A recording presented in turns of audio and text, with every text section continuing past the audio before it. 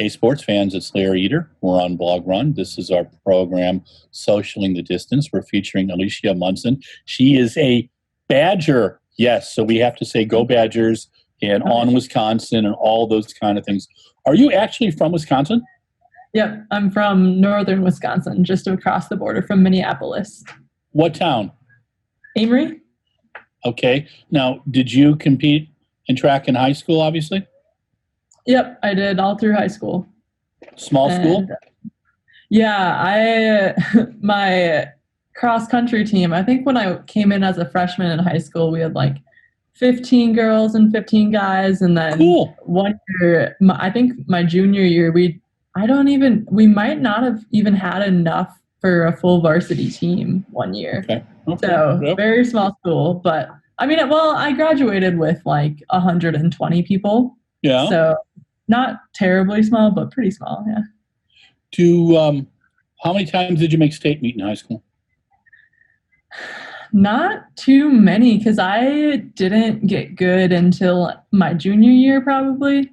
Which is I made state in track the first time my sophomore year, and then I made state every time after that. So, 5, I guess, if you count both cross country and track. What was your event in track? Mostly the 2 mile. I did the mile as well, but yeah, the 2 mile was fun just because my junior year, well, both the mile and the 2 mile. My junior year was when I was really competitive with my Badger teammate Amy Davis. And so we kind of went back and forth, and then we ended up being teammates. So that was pretty cool to come from Wisconsin, both of us, and to be doing so well. What was your best 2 mile in high school? Do you remember? 10:25 or 6. Yeah, something like that. That's pretty awesome. Why did you decide on Wisconsin for school?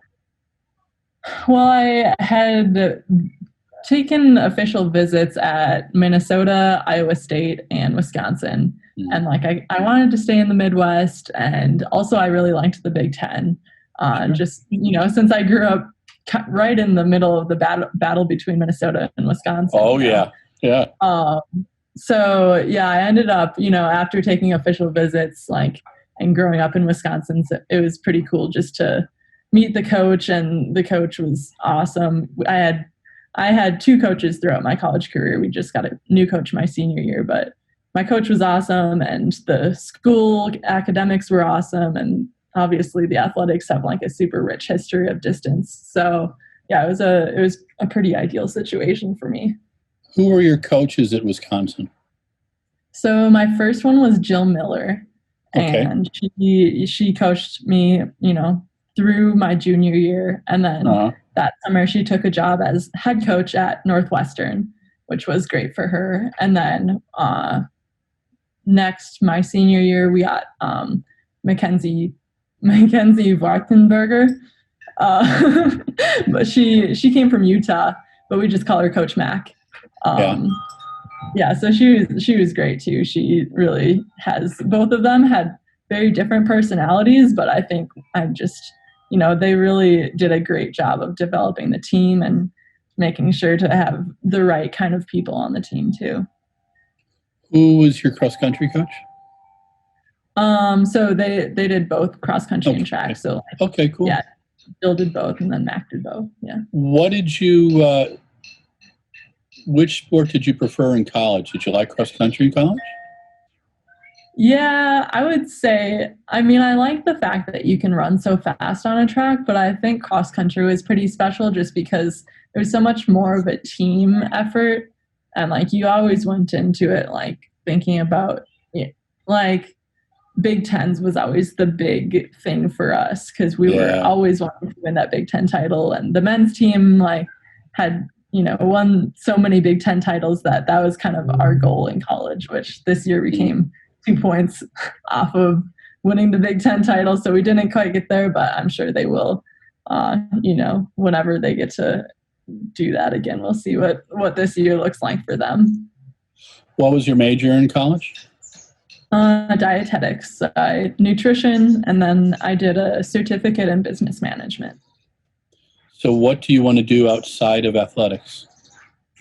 So I mean, my classes have done a great job of kind of exposing me to different areas of nutrition and dietetics. So what I'm interested in doing right now is after doing some professional running, going into sports nutrition. So after I would like to become a registered dietitian nutritionist. So in order to do that, you have to do an internship and then sit for an exam. So I would have to do that and then end up specializing in sports nutrition. When did you know that you had a shot at, it's like 100,000 young adults who compete in NCAA Div 1 and 2 cross country and track. So, which is cool, and you got a scholarship and stuff. And when did you decide that you had a shot at being a professional athlete? I mean, I would say after I won the Nutty Comb meet my junior year of cross country, because that was the first time that I really was competitive on that higher level. Yeah. And I mean, before that, like I had the opportunity to do a cross country race in Scotland as a junior, like my freshman year, and then did USA cross, and that was really cool. And I got to see, interact with the professional athletes. And my mom was like, do you want to do something like that? And I was like, well, I mean, I don't know. I have to run faster in order to do that. So then, I was just kind of working, and then all of a sudden things kind of clicked junior year, and that actually became an option. And then I won Millrose, and it just really became more of like, okay, as long as I can continue to improve and continue to perform, like this is something that I can do with my life. So yeah, I would go to was it the Edinburgh meet? Is that the one you went to in Scotland? Yep. Yeah, that was a fun meet, and that's a pretty serious cross country course.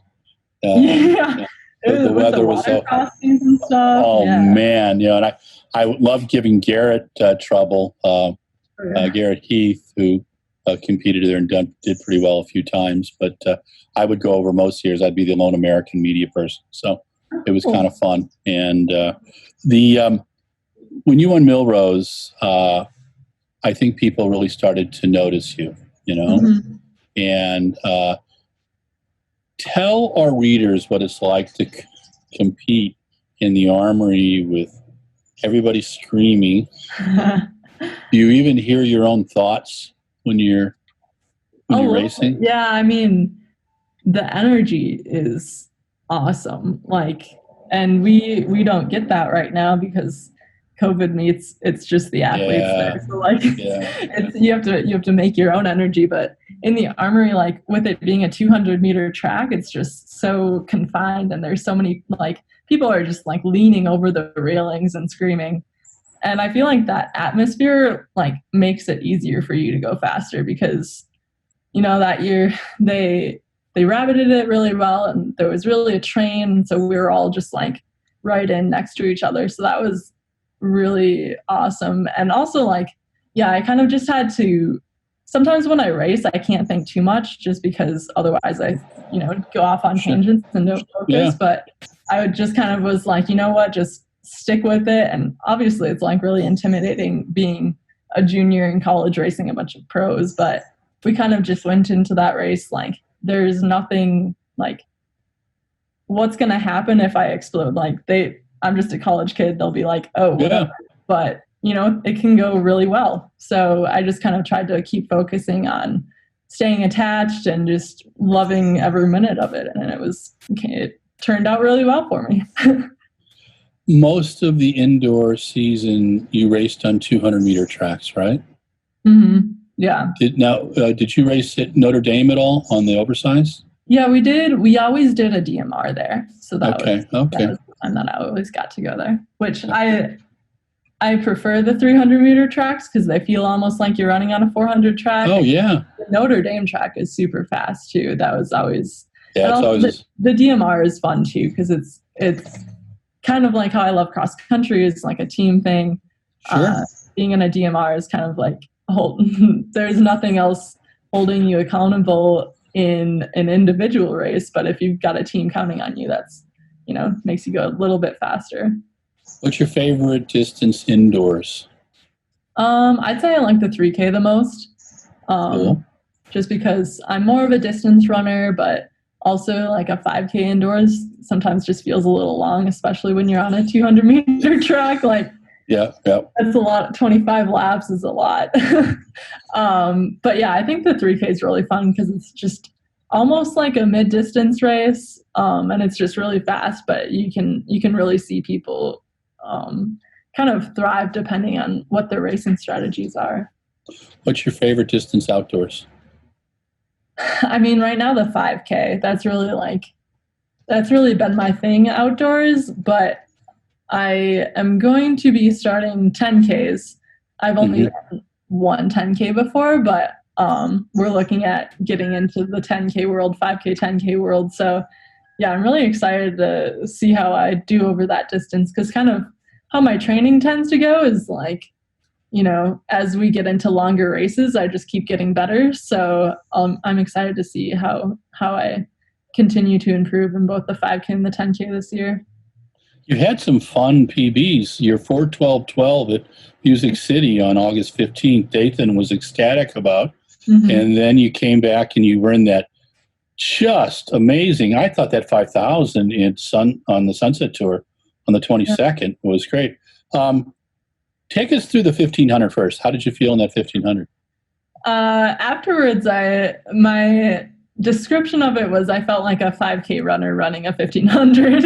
Okay, that's cool. Yeah, that's kind of how it went for me. Is my previous PR was from my sophomore year of college, which was a 4:25. So like, wow, I really annihilated that PR. But that's awesome. Yeah, so I mean, for not really knowing how to be a miler, I thought I, raced as well as That's pretty impressive. I mean, the 15:14. Were you surprised by that? No, like even after, like, my PR was a 15:30, but it was running a championship race. So I knew that I could run that, and on a different day, I think, the entire field could have run, quite a bit faster. It's just the conditions didn't really allow it. But yeah, I was very happy to finally get that like official PR, because I definitely thought that I was better than my 15:30 PR. So yeah, definitely a step in the right direction for us, especially after, seeing that we have a full fall of training in front of us before we get back into things. Your current PB at 10K is 33:02. Okay. What kind of shape do you feel you're in? If you get a chance to run 10K right now, you think you're in 32:30 shape? Well, Dathan was really excited after seeing what the NAZ Elite women did in the 10K the week after the 5K, because he was like, if you were able to stick close to them, you could do something pretty awesome over 10K. Which obviously they're marathon trainers, so they're very good at over the long distances. But yeah, my hope is to get in there like in December and run some really fast 10Ks. And obviously it's kind of hard to say since I don't have any experience in it. Sure. I mean, yeah, probably.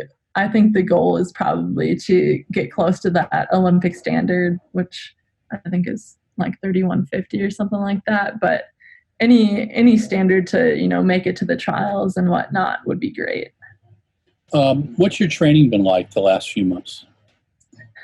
Well, the part Dathan is really excited about is that I didn't have consistent training until I got to Colorado. So I had like 6 weeks of consistent training and workouts leading up to the races, which means that I didn't have consistent training like prior to that. And some people have been training really hard since March. But I was kind of dealing with a few like foot things where I would like start running more, but then it would flare up. So then I'd have to take a week down and then another week to build back up and stuff like that. So it was really great to kind of get 6 weeks of training in and then race. And then Dathan was like, well, if you ran so well off of that, like imagine what we can do off of a fall of actually good training. Sure. Yeah. What do you think your training is going to look like? Are you a big mileage person? Yeah, I'm sure I'll be running. I think Dathan said hopefully around like 80 miles a week average, which isn't insane for me, just because that's pretty similar to what I did my last couple of years of college. Just because it's kind of, the more I run to a point, the like I end up, reacting really well to it. So I'm sure he'll be having me bump up the long runs, and I also think he'll bring me to some hills and stuff like that, because he thinks that the hills are really going to be something I benefit from. So yeah, I'm sure it'll be a fall of lots of miles and hill work and strength work. What's your current long runs like? What are you doing for a long run? I do. So right now I'm like just starting to build up. So for example, this Sunday is like, it's my first week of actually running 6 days a week. Yeah. Just because I took like some days off last week, but so I'll run 12 miles, and then usually like when I'm in full training, I have like a 16-mile long run. Okay. So nothing crazy, but I mean, it's a little bit different at altitude. Sure. I'm still kind of in an adjustment period, but like at Wisconsin, we would usually do like, maybe I do 16 miles and we're running pretty fast by the end of it, but it's just a whole nother beast at altitude, because you don't know what's fast and you don't know what to expect from it. What is your secret sauce workout? Do you have a workout that you do that just tells you, yeah, I'm ready to roll? I think I really like tempos. So like if I do a tempo where I'm just running at a quick pace for like, maybe I'm doing 4 or 5 miles and then afterwards doing some like 200s just to really get the turnover going. I think that's really my thing, is because my bread and butter is really just that threshold pace. Sure. And then I just always feel better after strides or after 200s, just because you get that firing going on. So Coach Dellinger helped me a little bit in the old days, and one of the workouts he had me do was we did these things he called them drills, and we do a 10K drill. And the first time you did a 400 at race pace you want, and then a 400 at 6-minute pace, and you do that for a 10K, and then he'd have you go up to an 800. Then he'd have you go up to a 3/4. But my favorite was doing a 200 at race pace and a 200 cut back, and just each lap. The idea of getting yourself on the track and stuff. Do you do things where with the tempo, do you do it on the track all the time, or do you do it on the roads a lot? I haven't done a tempo on the roads here yet. We've only done it on the track, but that was kind of because we were still adjusting, and we were getting to races like pretty much as soon as our race training block started pretty much as soon as we got here. So we just did a couple tempos on the track, but usually in Wisconsin I would be like on a bike path or on like on a crushed path or something like that, which I really like, just those straight shots. Those are fun. What workout told you before the 412 that you might be able to go quick? Well, so yeah, actually we going into this training block, like we weren't even sure if I would race that weekend or not yet, just because since I hadn't been training for very long, we didn't know if I would be ready to do that yet. And then there's this workout where we had 1 hard K and then a 3-mile tempo and then 1 hard K. So we did that, and I think I did both of my Ks at like 3:01, and then the 3-mile tempo at like probably 5:35 or something like that. And so that was the first time Dathan was like, okay, you're going to race. Like you can do that. So yeah, it was kind of that was a big confidence booster for me, just because, having trained at sea level my entire life and then moving to altitude, like I had no idea how my body would respond. And it's still adjusting, but that was really great. And then also we did a mile time trial, which I think really helped me to get the speed in there, because I'm naturally a distance runner, so the speed doesn't really come naturally. And so just kind of jump starting the body into some speed was really helpful too. What is the biggest memory of the 4:12:12? Just that, oh my God, I'm running fast? Yeah, like the first 2 laps, I was literally just like in the back and then off the back, because I just couldn't move any faster at that point. And then like when the last 2 laps came around, I was able to start going around people, just because like I just kind of tried to maintain. But yeah, just kind of the fact that we were just moving fast, and it just was completely out of my comfort zone, which is good for me to go to. So it shows your PB for 800 is 2:20. My guess is in the 4:12, you came pretty close to breaking that. Yeah, I think we went through, and like the leaders went through in 2:08, I think, maybe. Wow. Yeah. And so I was probably a few seconds off of that. So there you go. Well, good. You got a PB. That's awesome. Yeah. What do you like about working with Dathan so far?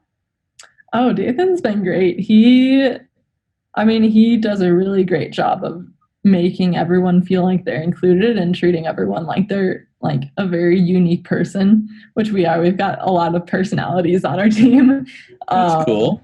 So yeah, definitely just like he really takes the time to like think about what each person needs, and like, you know, I'm a distance runner, so I don't do the same thing as the steeplers. Like, yeah.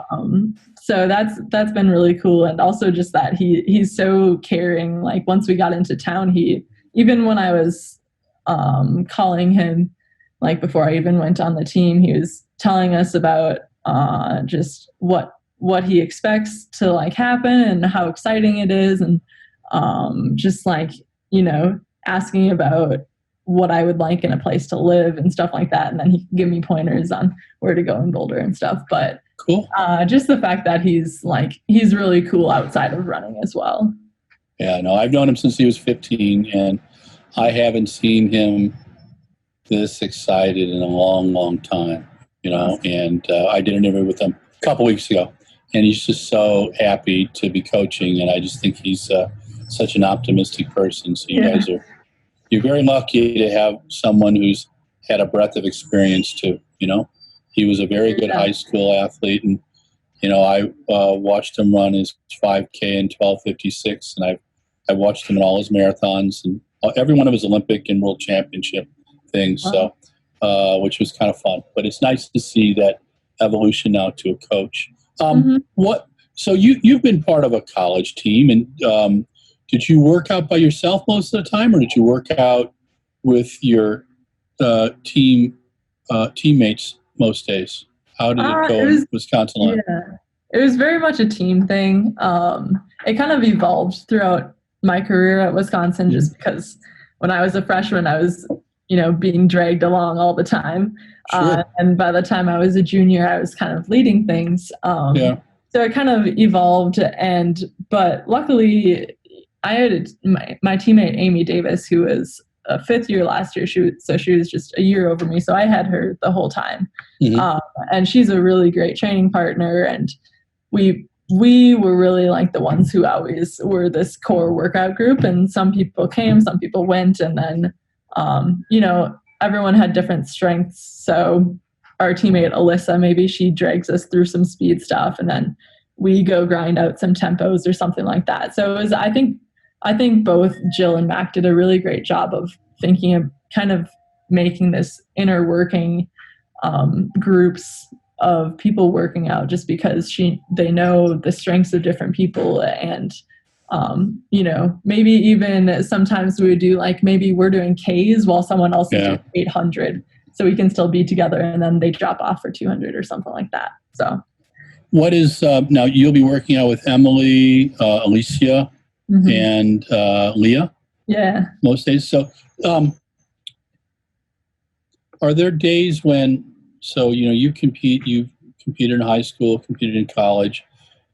I remember I was at Santa Clara, and we did our speed days with the really good guys over at a community college, but I would never run with them on off days because I knew that we would get into the grind, Yeah. You get into it, and guys do it. And I think, I coached women my last 6 years, and I would have to tell them, please, when I say easy day, this means an easy day. Yeah. Can you pull yourself back when you had a really tough day? Say Dathan runs you through a couple tempos, and you're doing some case. Do you know that, hey, the next day, man, I gotta just kind of keep it cool? Do you have that kind of self-control, or is it something people have to tell you? I think it depends for me, because usually if I want to go slow, I have to make sure that I go alone, because otherwise if I go I start thinking I'm feeling good, but really I'm not. Yeah. But yeah, I definitely like Saturdays, for example. I don't take an off day every week when I'm training hard. Like even last cross country season, I literally never took an off day, but that was also because like some Saturdays, if I really needed a recovery day, I would run it at like 9-minute pace. Like I would run 5 miles at 9-minute pace. So definitely it depends for me. As long as I'm able to run alone, if I need that recovery, I make sure to do that. What do you think so we're down to the last 9 minutes. You've survived 31 minutes, Alicia, so you've done great, So we're going to probably do another 6 to 8 minutes. So I've got a few more questions for you. Real tough. Yeah, you're doing great. The 10K is the 10K on the roads. A lot of people can run them every week, but a 10K on the track is a whole different can of worms. And in the mates that I talked to who were 10K specialists, they would tell me 3-4 tops during the season. And I know the way my coaches were, I'd run the 3K, I'd run the 5K, and I really liked the 10, but I also knew getting on the track is, when you're really fit, wow, it's so cool. When you're not, right away. It can go one of two ways, yeah. Yeah. The what do you like about the 5K and the 10K? What kind of why do you think you're drawn to them? I think I like just that long grind. It almost is like I felt more nervous for my 1500 than I did for my 5K, even though like the 5K is the event that people would expect me to do better at. I just was less nervous about it, because to me, having more time on the track to like really take advantage of it just puts me at ease more. And it's definitely just kind of my bread and butter is racing at that pace where you're kind of like on the verge of going lactic, but not quite. And if you go over that edge, like it'll go poorly for you. But I just really love that pace. And I think that it takes special people to do each kind of event, and you really need to have this kind of like natural drawing towards it, because that's what you're going to end up doing best at. But I definitely think I just really like that long sustained effort. Cool. The 1500 should tell you that you've got some leg speed. Yeah. Does that give you confidence? How did you finish your 15-14? Did you finish pretty hard? Yeah, I think I closed in a 33-second 200. So that's awesome. Yeah, that was a quick turn. That's really moving. Yeah. That feels pretty cool. Let's see. Do you have a workout you absolutely despise? You know it's good for you, but you absolutely abhor it. Is there? For me, it was it took me a while to get into the sustained and the threshold stuff. Then that became, wow, I knew it was good for me. And yeah, I just buckled down and did it. Do you have a workout you just do not, it takes you a while to warm up to? There was a workout that we did probably like the second week we got here. And I definitely did not have any kind of turnover yet, because that was when I just started workouts. And we did it was 8x200 on the track, and then 8x200 hills. And wow. And the rest was not a rest at all, really. Yeah. And so just doing that with Leah and Emily, who have really good speed was like I was just dead after that. Like my legs just felt like I couldn't run anymore. So that was a really tough one for me, but also like that, like afterwards we were like, actually that was exactly the kind of thing that I needed. But yeah, that was not easy. What is the biggest challenge being at altitude? Is it recovery? Is it kind of catching your breath, or what do you see as the challenge for you? I think the most obvious thing for me is running up a hill, because like even on like a regular run, if I'm running up a hill, I can always like feel it in my arms. Like it just Sure. burns. But then also, yeah, the recovery, like after the mile time trial that we did up here, like on the cool down, I was like totally exhausted. But then after the 1500 that we did at sea level in Nashville, like I was fine 5 minutes later. Like it's crazy just the difference in recovery. Because then like after the mile time trial here, we had to work out a couple days later, and I would like, we were definitely not recovered. And so we had to kind of take it easier for that workout. But, you know, I was able after a week after the 1500 to have a big PR in the 5K. So definitely recovery is a big thing. How did Dathan approach you to join the OAC? Well, after everything was kind of canceled in March, I had been in contact with Andrew Weeding, who was marketing guy for On, and then Steve got in contact with me, and then I got in touch with Dathan. And so then at this point I was, you know, deciding where I want to go, what brand I want to run for, and talking with Dathan, and then also talking with Leah, because I had not really known Leah personally, but it was great to chat with her, and she just totally vouched for Dathan. Like she had been coached by him for a couple of years, and she was like, I won't be coached by anyone else. And I was like, you know, that is a great sign. And just all of the good things that they were excited about with the group and with Dathan, and with the brand in general, was just really exciting for me. And so once I was able to kind of talk with everyone, I was just like, yeah, this is a cool thing. Do you miss Wisconsin? A little bit. I mean, it's hard when you have so many mountains right behind you, because they just look so great. But there's just, you know, I have so many people in Wisconsin, and so many people that like I've gotten to know both at home and at college. And even like some days, there was one day that it was like really rainy here all day, which was really uncommon for Boulder. And I was like, this actually kind of feels like the Midwest. And it kind of made me miss it a little bit, but you know, it's I can still keep in touch with them online and have cool like that. Well, Alicia, you're on a new journey, and you're with a great group. I really like the On people. I've known them for 5 or 6 years. I've known Dathan since he was 15, and I think this is the job he was meant to do. And it's finally nice getting to meet you, because I've just watched you from afar competing. I was actually, so I would make sure wherever I was in the world, I get back for a Wisconsin cross country meet, because the home course and the insanity of the people. And I was there for the NC's and that was just so much fun. I had my Russian winter hat on with the big hammer and sickle, and I did a little video of the races and did it for our stuff. And people just they didn't even look at me too weird, because it's Wisconsin, you know, which is the nice thing. No, but you're totally normal. Just keep it fun, but enjoy Boulder. It's one of my favorite cities, and thank you again. And so I'm going to do just a little ending now. So you survived 39 minutes. So good job. Okay. And we hope to meet you in the spring at maybe one of your 10,000s and our 5,000s. We'll see what you're doing. Enjoy your time with Dathan and the crew. But this is Larry Eder with RunBlogRun. The program is Socialing the Distance. We featured Alicia Monson, and she is with the OAC, the On Athletic Club, and it's a new venture. And she's been telling us all about that today. But Alicia, thank you very much, and have a good week. All right? I'll talk to you soon.